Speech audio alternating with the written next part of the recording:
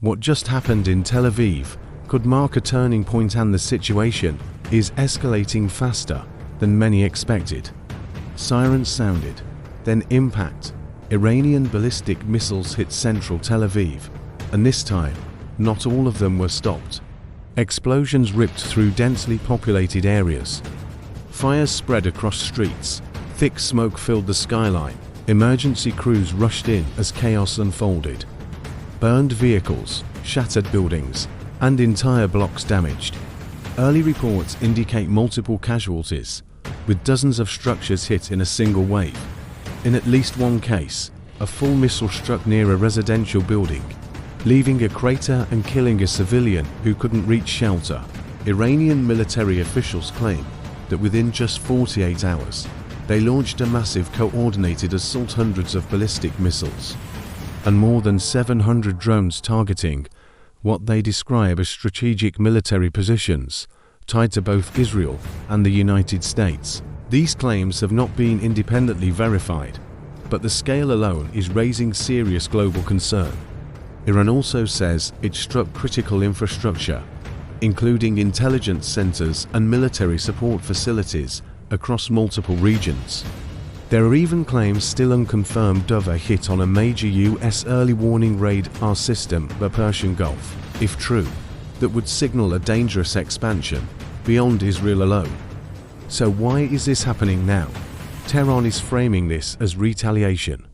Iranian officials accuse the US and Israel of launching attacks on civilian targets. They argue this escalation is a defensive response, one they say is justified under international law. But the messaging goes further. Iran's leadership is openly warning that this conflict could expand into a full-scale war. They are calling on the international community to intervene, accusing global institutions of failing to act. At the same time, they are drawing a red line. Any country that supports military action against Iran could be considered part of the conflict. That raises the stakes dramatically, because this is no longer just about Israel and Iran. If US assets are involved or targeted, this could quickly widen into a regional confrontation involving multiple powers. The Middle East, already fragile, could face a chain reaction that impacts global energy markets and international security. And there's another layer: information warfare. Both sides are pushing competing narratives, each accusing the other of misinformation, exaggeration, or outright deception. Claims about nuclear capabilities and military success are being used to shape global opinion in real time. In conflicts like this, perception can be just as powerful as reality. So what happens next?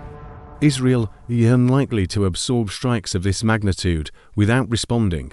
A counter-strike could come at any moment.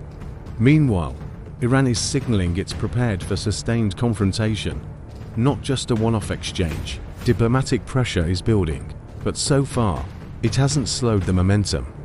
The biggest question now is whether this remains a contained escalation or becomes something far more dangerous.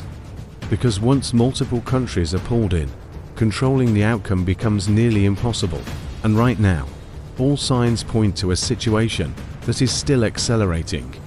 This is no longer a warning phase. This is active escalation. And what happens next could reshape the balance of power in the region and far beyond.